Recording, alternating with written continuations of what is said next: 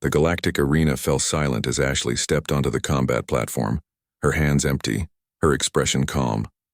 Across from her, the Krillian warrior Zarthok flexed his forearms, each one gripping a weapon forged from compressed neutron matter. His mandibles clicked in what his species considered laughter. "The human comes unarmed," Zarthok announced to the crowd of alien spectators. His voice boomed through the translation matrix. "Does your species truly believe flesh alone can stand against Krillian steel?" Ashley said nothing. She simply rolled her shoulders and cracked her neck, a gesture that seemed almost bored. Behind her, in the human delegation box, Alex leaned forward in his seat, a slight smile playing at his lips. "She's going to make him regret that," Alex murmured to the Zentari ambassador beside him.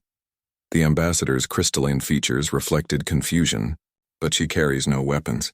Zarthok has won 43 consecutive victories. "How can she possibly—" "Just watch," Alex interrupted, his smile widening. The truth was, the galaxy had made a fundamental miscalculation about humanity.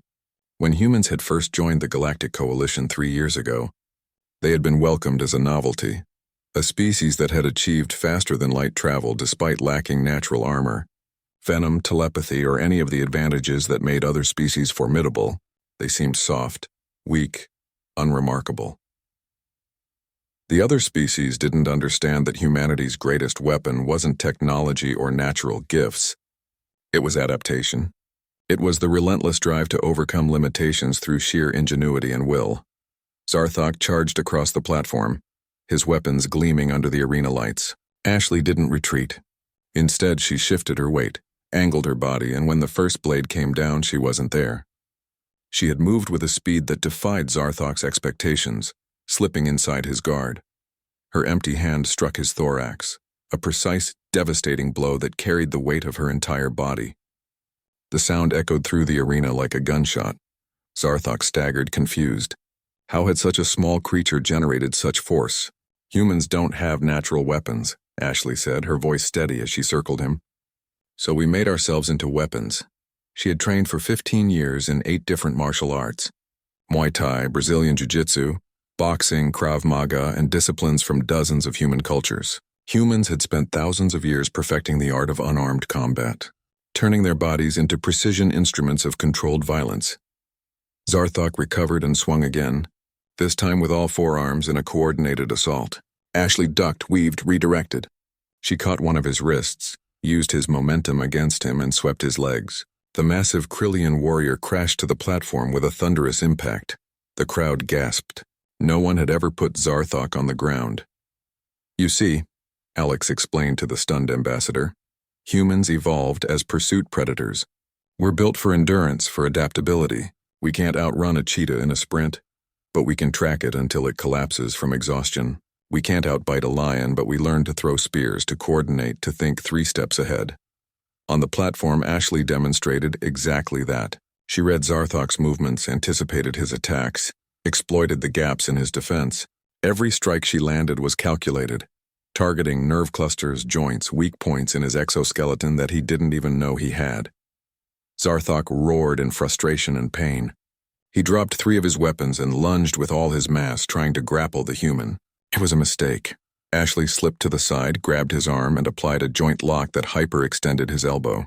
The crack was audible throughout the arena. Zarthok screamed. "Empty hands don't mean helpless," Ashley said quietly, though her voice carried through the silence. "They mean versatile." She released him and stepped back, giving him a chance to yield. But Zarthok, driven by pride and disbelief, charged one final time. Ashley's response was surgical. She ducked under his wild swing, pivoted, and drove her elbow into his ribcage with every ounce of force she could generate. The biomechanics were perfect, legs driving up, hips rotating, shoulder dropping, elbow striking like a piston. The sound of breaking ribs silenced the arena completely.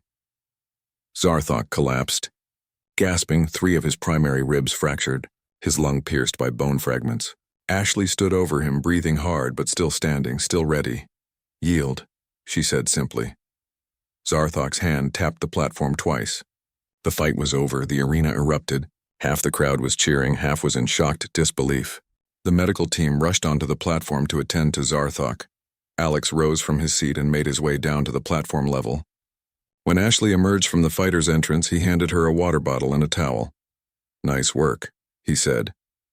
"He underestimated us," Ashley replied, wiping sweat from her face. "They all do." "Not anymore," Alex said, gesturing to the crowd where thousands of alien species were frantically accessing their data pads, pulling up information on human combat sports, martial arts, military hand-to-hand training. After today, they'll know. Humans might not have claws or fangs or armored skin, but we've spent our entire history learning how to fight anything, anywhere, with anything, or nothing at all. Ashley smiled, looking at her empty hands. Turns out a few million years of evolution and a few thousand years of martial arts development create something pretty effective. The galaxy wanted to know what makes humans special, Alex said. I think you just showed them. We adapt, we overcome. We turn our weaknesses into strengths. In the medical bay, Zarthok lay recovering, his pride wounded more deeply than his ribs. He had learned a valuable lesson that the rest of the galaxy was only beginning to understand. Never underestimate humanity.